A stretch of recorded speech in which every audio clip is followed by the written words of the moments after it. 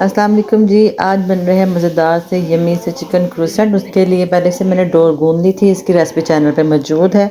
इसको ये मैंने राइस भी कर लिया था, तो इसको पंच डाउन करेंगे, सारी इसके जो इसके अंदर जो एयर बन जाती है वो निकाल लेंगे। उसके बाद ये करेंगे, इसको काउंटर टॉप पर निकालेंगे, थोड़ा मैदा डस्ट करेंगे। ये थोड़ी स्टिकी सी होती है, आपको ये पता ही होगा। इस पर थोड़ा सा मैदा भी थोड़ा ज़्यादा जाएगा। इसको काउंटर टॉप पर निकाल के इसको सारा एक जान करेंगे, फिर इसको सारा इकट्ठा करके एक लंबाई में इसको बेल लेंगे। बेसिकली मैंने इसके छोटे छोटे से पेड़े काटने हैं। इसी तरह आपने करना है, आपने सारे को इस तरह छोटे छोटे पेड़े काट लें, जैसे मैं दिखा रही हूँ आपको। यहाँ इस तरह कर लें, अगर आप एक जैसे होने चाहिए सारे।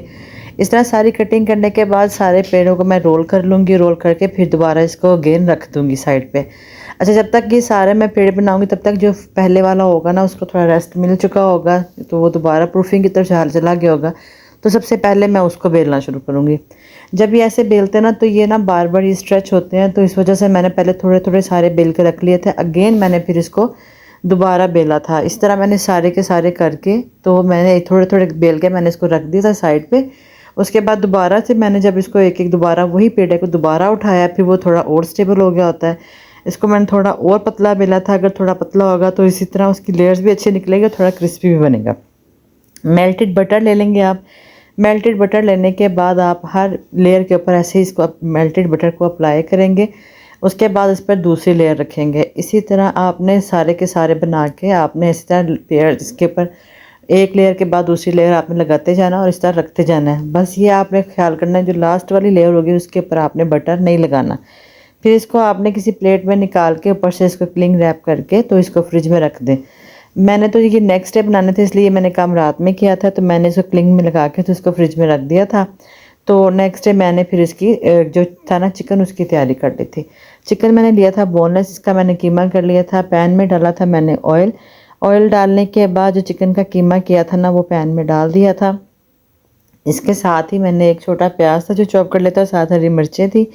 अगर आप हरी मिर्चें ज़्यादा करना चाहें तो आप ज़्यादा कर लें, मैंने 1 से 2 डाली थी।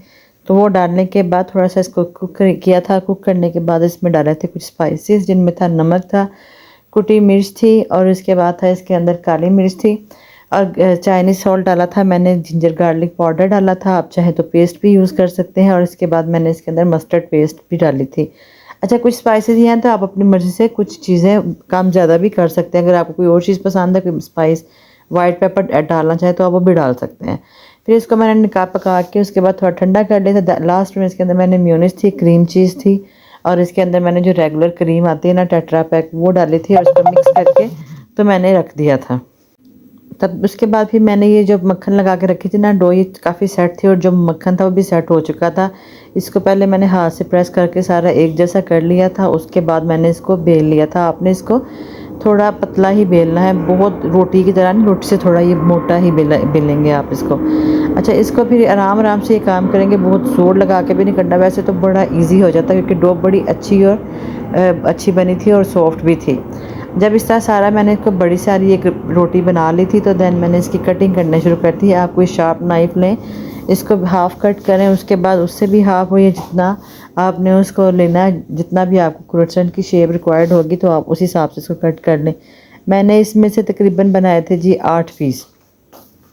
इसी तरह मैंने सारे कट्स लगा दिए थे, और उसके बाद जो था ना एक लेयर थी उसको निकालने के, इसको निकाला, इसके लास्ट पे कट लगाया, उस पर चिकन की फिलिंग ऐड की। अगर आप चाहें तो उसमें चीज़ भी ऐड कर सकते हैं। इसको थोड़ा स्ट्रेच किया और इसको फोल्ड करते जाएंगे, और साथ ही इसको थोड़ा सा इसको बंद करते जाएंगे। शेप आपके सामने ही मैं दे रही हूँ, आप इसको ध्यान से देख लीजिएगा। उसके बाद इसको मैंने ओवन को प्री हीट कर लिया था, मैंने उसको बेक कर लेंगे, और इसको सारे को जो था ना ओवन डिश में रख दिया था, और उसके ऊपर अंडा ब्रश कर दिया था। ऊपर चाहे तो आप सेसमी सीड लगा लें, या एज इट इज़ भी बेक कर सकते हैं। 25 से 30 मिनट लगे थे इसको बेक होने में। निकालने के फ़ौरन बाद मैंने इसमें मेल्टेड बटर अप्लाई किया था, और इसको हमने इफ्तारी में एंजॉय किया था।